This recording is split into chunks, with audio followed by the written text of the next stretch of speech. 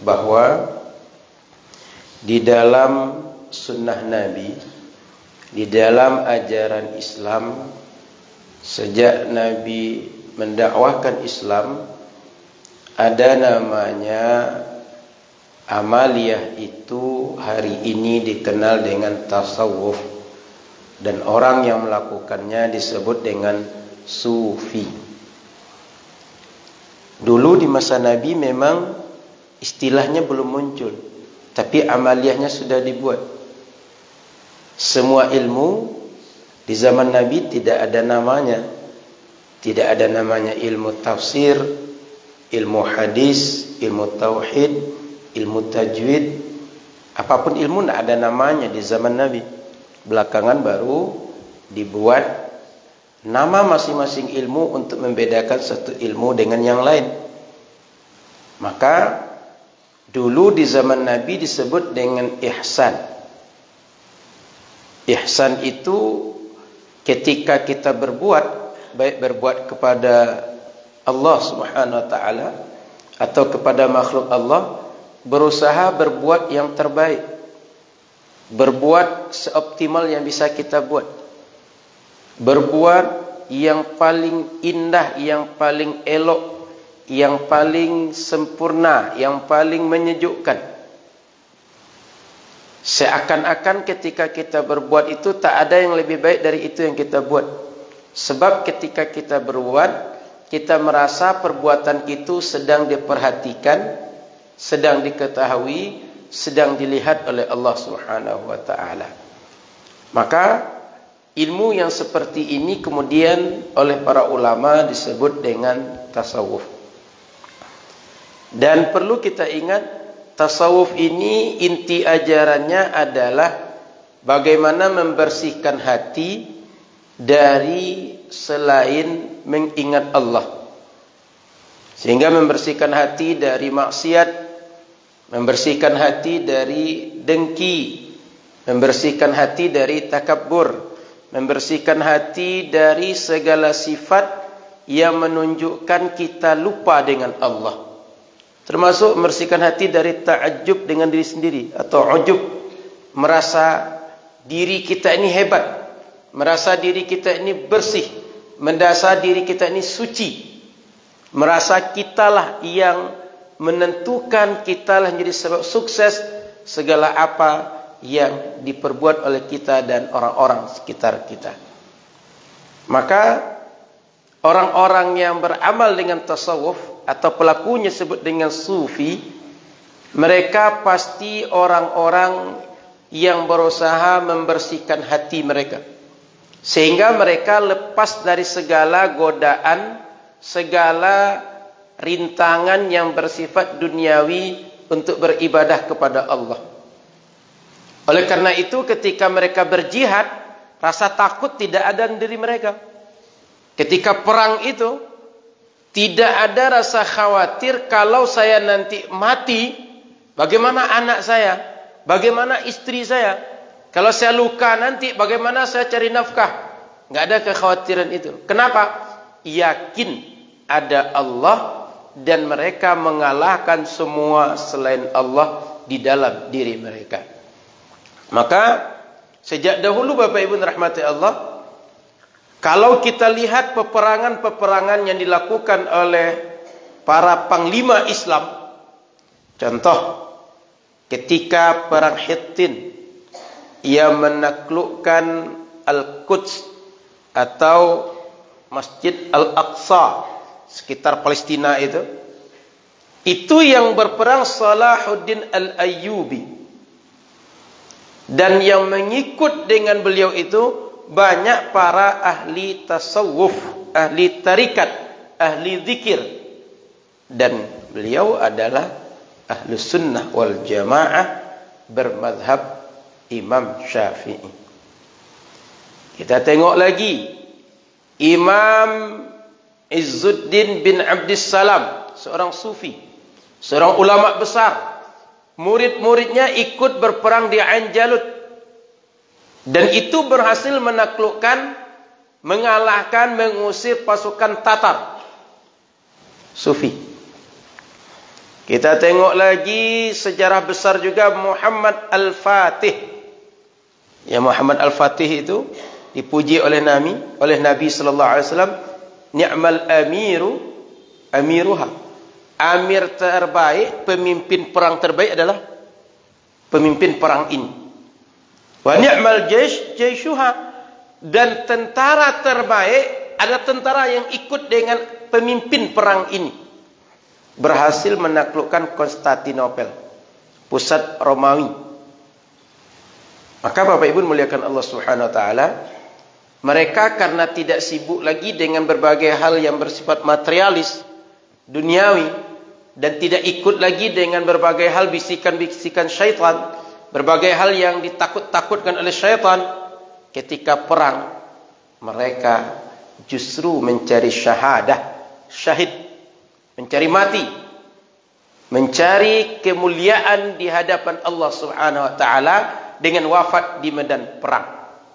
Maka sejak dahulu para sufi itu justru mereka orang-orang yang terdahulu membela Islam. Kalau kita tengok lagi ke belakang, tidak usah kita kaji lebih jauh, yang belakangan sajalah. Di Libya ada namanya pemimpin perang terkenal Umar Mukhtar menghadapi Italia, sufi juga. Di Jazair ada seorang ulama besar, pengamal tasawuf juga, yang melawan Perancis.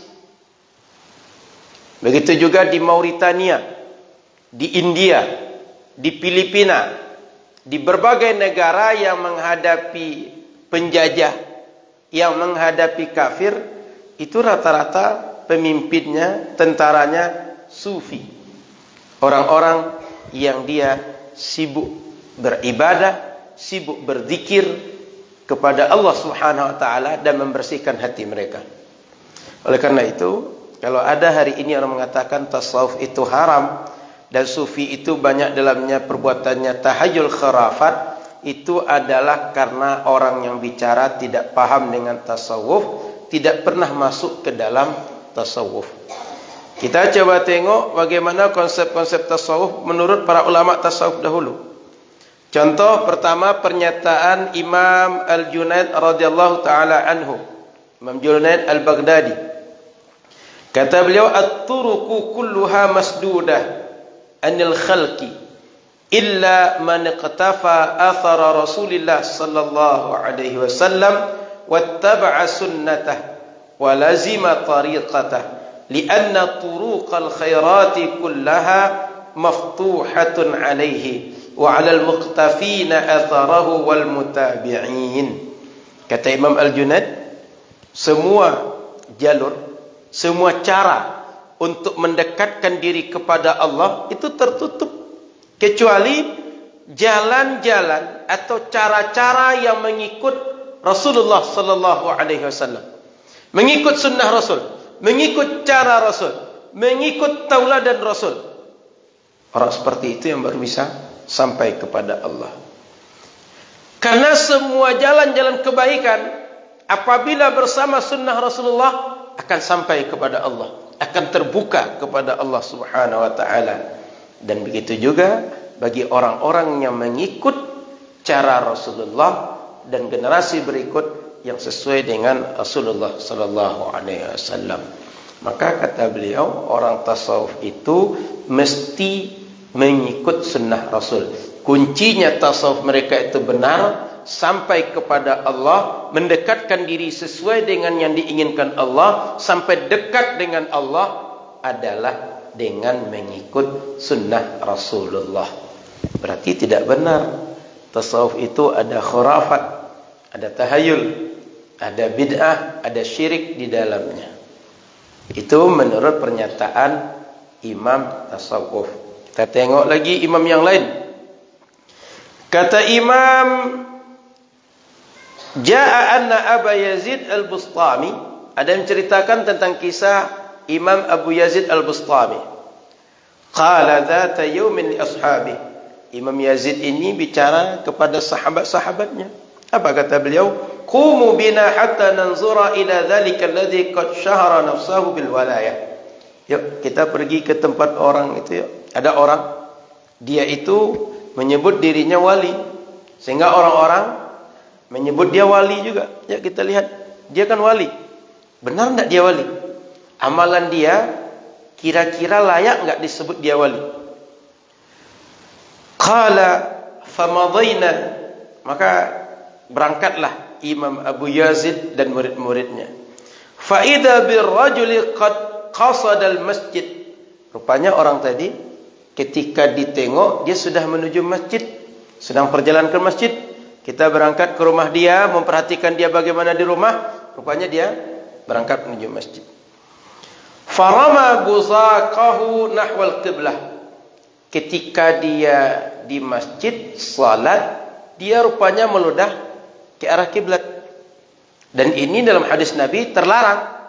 Kata Nabi, kalau kita salat atau kita berada di masjid, jangan sampai meludah ke arah depan atau arah kanan, ke arah kiri atau ke arah kaki. Dia ke arah depan, enggak sesuai dengan sunnah Nabi. Fansarafa Abu Yazid wa lam yusallim alaihi. Abu Yazid baru menengok itu, langsung tinggalkan orang tadi, hendak ucapkan salam sama sekali dengan orang tadi untuk maksud berjumpa. Kan tadi ingin jumpa. Kalau jumpa kan baca salam dulu, baru ngobrol, baru cerita. Tapi karena sudah nampak ada akhlaknya enggak sejalan dengan sunnah, enggak jadi ditemui. Ya sudah tahu, dah nampak orangnya dia. Kemudian apa kata beliau? Wa qala hadza laysa bima'mumin ala adabin min adabi Rasulillah sallallahu alaihi wasallam. Orang ini tak bisa dipercaya dalam melaksanakan adab yang sesuai adab-adab Rasulullah dengan meludah ke arah depan tadi. Fa kaifa yakunu ma'muman ala ma yadda'ihi min maqamatil awliya'i was-siddiqin. Sunnah Rasul yang nampak secara zahir itu saja tidak dilakukan dia. Bagaimana mungkin kita akan percaya dengan pengakuan dia, dengan berbagai perkataan dia? Maqam para wali, kedudukan para wali sudah sampai level ini, derajat ini dan itu segala macam.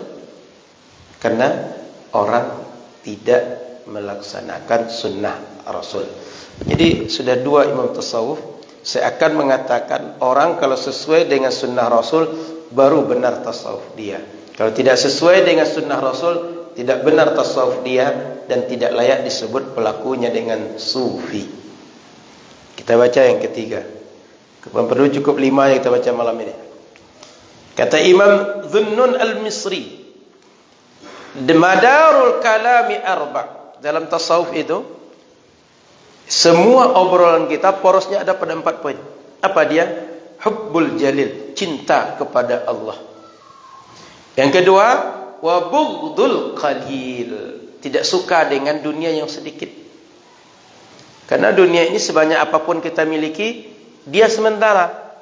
Sebanyak apapun kita miliki, dia tak akan kita bawa untuk perjalanan akhirat. Maka disebut dengan sedikit.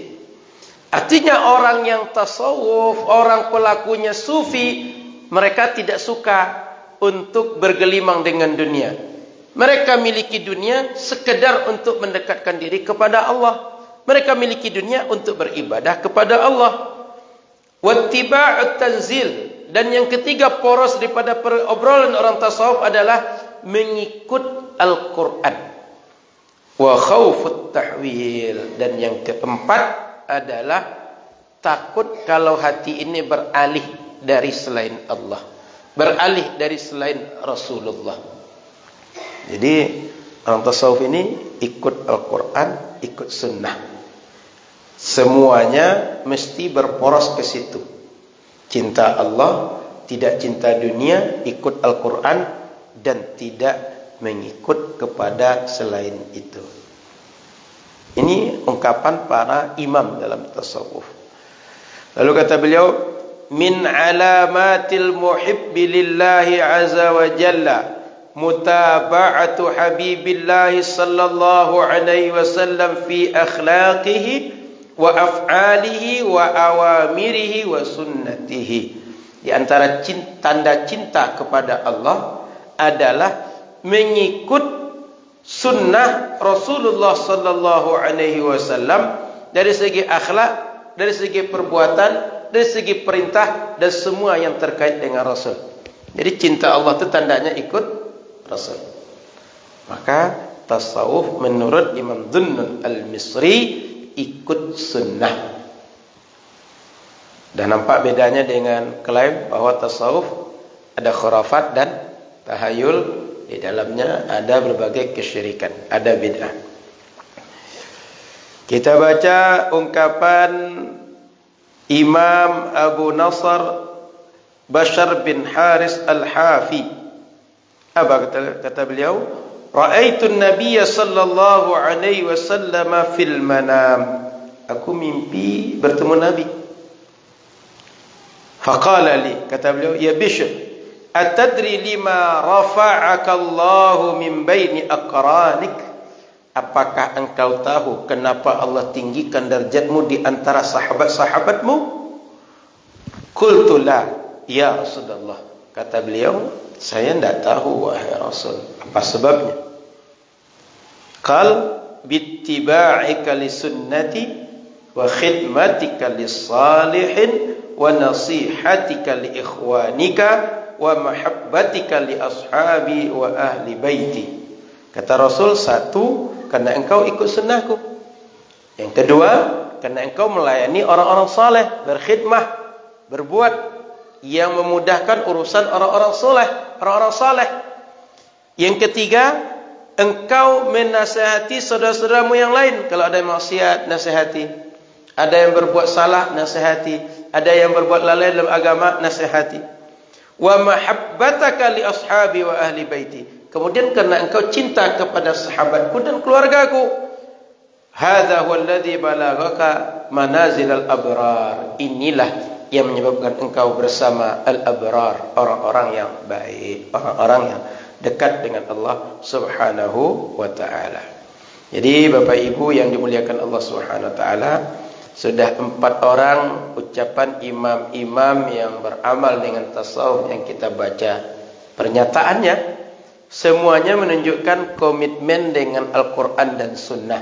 Jika keluar dari situ, tasawufnya tidak benar, sufinya tidak patut disebut dengan sufi. Kita baca yang kelima. Qala as-Sarri as-Saqati, at-tasawwufu ismun li thalathati ma'anin. Kata beliau, tasawuf itu adalah sebuah nama untuk 3 makna. Apa dia? Wa huwa alladhi la yatfi'u nuru ma'rifatihi nura wara'ihi wa la yatakallamu bi batini fi ilmin yanqudhu alaihi zahirul kitabi was sunnah wa la tahmiluhu al-karamatu ala hadki astari maharimillah. Satu, ketika dia beramal, ketika dia bermakrifat, dia tetap wara'. Dia tidak menganggap mentang-mentang sudah ahli ma'rifat tidak perlu lagi wara'. Tapi semakin dia dekat dengan Allah, semakin kenal dengan Allah, semakin wara'. Apa arti wara'? Semakin hati-hati dalam memperlakukan dunia. Dalam berbuat apa saja wara'. Takut berbuat yang nanti jatuh kepada yang haram. Meskipun merasa dekat dengan Allah, atau derajatnya dekat dengan Allah, derajatnya tinggi, dinaikkan terus oleh Allah karena keibadah, taat dan saleh dia, tapi tetap wara'. Tidak mentang-mentang saya ini kan orang saleh, wali, maka berbuat semaunya. Tidak begitu. Itu cirinya tasawuf itu satu. Yang kedua, kata beliau, tidak berbicara tentang hal-hal yang batin, hal-hal yang tidak nampak secara kasat mata, yang dia bertentangan dengan Al-Quran dan Sunnah. Jadi kalau bicara yang zahir atau bicara yang batin, bicara hal yang nampak atau yang tersembunyi, mesti selalu sejalan dengan Al-Quran dan Sunnah. Tidak berpandai-pandai, tidak asal bicara, tidak sok-sok tahu bahasa kita, tidak sok-sok memahami suatu masalah dengan detail, mendalam, dan seakan ilmu itu barang baru yang tak diketahui orang. Tapi betul sesuai dengan ilmunya bicara, dan ilmu itu sesuai bila sejalan dengan Al-Quran dan Sunnah. Yang ketiga, tidak menyebabkan karena dia punya karamah untuk melanggar semua yang dilanggar oleh agama, dilarang oleh agama. Jadi tidak mentang-mentang punya karamah kita berbuat sesuka hati kita, enggak. Tapi justru semakin diberikan karamah, semakin diberikan kelebihan oleh Allah, semakin menjaga agama. Maka ahli tasawuf itu adalah orang yang menjaga sejalan dengan Al-Quran, sejalan dengan sunnah. Oleh karena itu, tidak heran kalau mereka orang-orang yang berhasil melakukan berbagai jihad dan menang, lalu menyebabkan umat Islam merdeka dari para penjajah, dari kufar, dan mereka tercatat sampai hari ini oleh sejarah dengan tinta emas. Dan kalau kita tengok Nusantara, di Riau yang terkenal Tuanku Tambusai, itu pengamal tarikat. Di Minang, Imam Bonjol pengamal tarikat. Ulama-ulama pergerakan Inyak Rasul pengamal tarikat. Kiai Haji Ahmad Dahlan pengamal tarikat. Imam Al-Asy'ari yang pendiri NU juga pengamal tarikat. Artinya segala tokoh di Indonesia ini yang mereka memimpin pergerakan melawan Belanda, melawan Portugis, melawan Inggris, melawan Jepang dan semua penjajah, itu penggeraknya adalah pengamal tarikat. Orang-orang surau kalau nyebutnya di Sumatera, orang-orang Dayak kalau nyebutnya di Aceh. Maka Bapak Ibu muliakan Allah Subhanahu wa taala, salah besar kalau hari ini dikatakan tasawuf itu sarangnya khurafat, tahayul, dan tasawuf itu berseberangan dengan ajaran Al-Quran dan Sunnah.